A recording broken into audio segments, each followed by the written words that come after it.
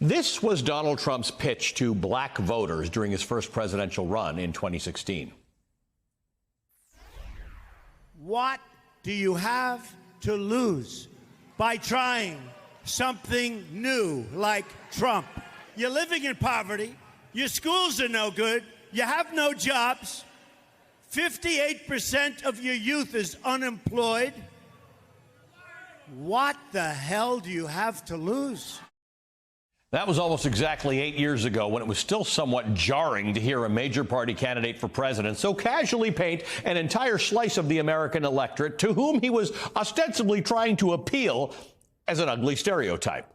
But Donald Trump wasn't peddling new ideas there. The racist myth around black poverty is as old as America, and Republican candidates have been exploiting it for decades in more subtle, coded language. Trump just said the quiet parts out loud.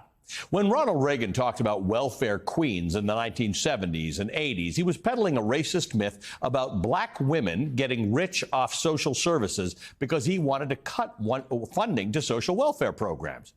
And that was easier to do if he convinced poor white people who benefited from welfare in far greater numbers that it was actually a black problem.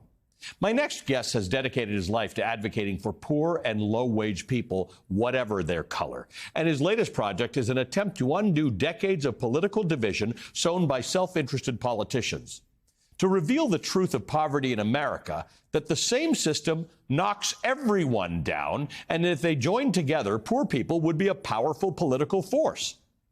The Reverend Dr. William Barber's new book is called White Poverty: How Exposing Myths About Race and Class Can Reconstruct America's Democracy.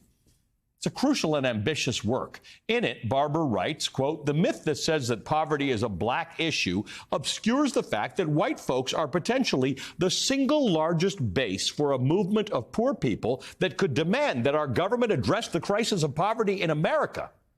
As long as Americans can be divided by identity politics and cultural wedge issues, there is not a single political coalition that has the power to change how we think about poverty and thus what we can do about it. But when poor white people begin to see how their own well-being is tied up with the fortunes of other poor people, they and their allies, all who care about the common good, become an overwhelming majority of the American population," end quote. Joining me now is the aforementioned Reverend Dr. William Barber. He's the president and senior lecturer of Repairers of the Breach, co-chair of the Poor People's Campaign, and the author of the very important book, White Poverty: How Exposing Myths About Race and Class Can Reconstruct American Democracy. Reverend Barber, it's good to see you. You and I have been having some version of this conversation for some years now, and that this age-old American habit of dividing and pitting poor black people and poor white people against one another has been very, very effective. But if we can get away from it, we can actually see real change. Yeah, Trump sounded just like what George Wallace did, or the Southern Strategy. It's an old trick. But the truth is, Alan, is that when you look at the 135 million poor and or low-wage persons in this country, 66 million are white, 26 million are black, 68% are Latinos. And in the voting booth, poor people and poor and low-wage people now make up 30% of the electorate in every state. And watch this, in battleground states like Wisconsin, Philadelphia, Pennsylvania, North Carolina, and other states, they make up over 40%. And there's not one of those battleground states, if just 5 to 10% of those who are infrequent voters were to vote, that they could not determine the outcome. Wisconsin, real quickly, the last time 20,000 votes determined the election, over 1 million poor and low-wage voters didn't vote. North Carolina, last election, 74,000 votes determined the margin of victory in president. Over 1 million poor and low-wage voters didn't vote. And the number one reason they didn't vote is the political machinery doesn't talk to them, doesn't speak to them, doesn't talk about the policies that will impact their lives. Okay, so let's take that. Census data from the 2022 election cycle said what you just told me. Low-income Americans, poor and low-wage workers were far less likely to register to vote than Americans with an income of $100,000 or more. They are treated by voiceless in our society, right? There doesn't seem to have historically been a benefit for targeting those people as voters, except you just laid out the benefit. All those tight races in swing states would be won if you had policies, and it does seem like we're starting to see some of those policies that would actually benefit those people. But what would you tell the Harris campaign to be doing right now to say you can actually win some of these voters over? A lot of what they're doing, but even deeper, because say, for instance, in Pennsylvania, the last election, the margin of victory was 40,000 votes, over 1.2 million or 3 million poor and low wage voters didn't vote. We're talking about people who care for us medically. We're talking about manufactured workers that work in a manufactured place, sleep in their car at night. We're talking about the white lady named Pam that I know who died in a high school parking lot when the lack of Medicaid in North Carolina expansion closed their hospital. So what you should do, these folks, 55 million of them, Alcy, want a living wage of at least $15 an hour, at least. And that's something we should do. It polls very high. They need health care.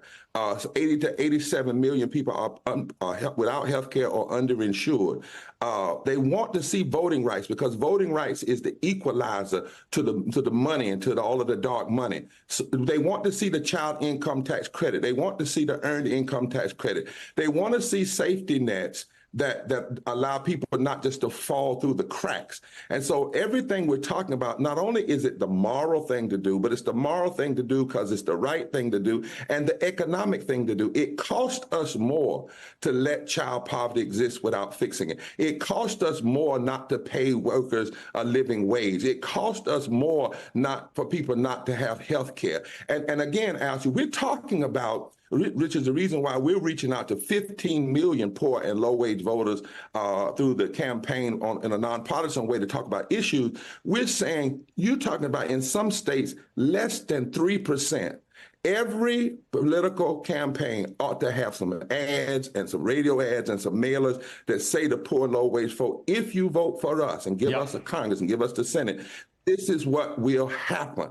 And that can move what is needed to transform these elections. Let me ask you something, though, because if you took away the identity politics, people forget you're with the Poor People's Campaign.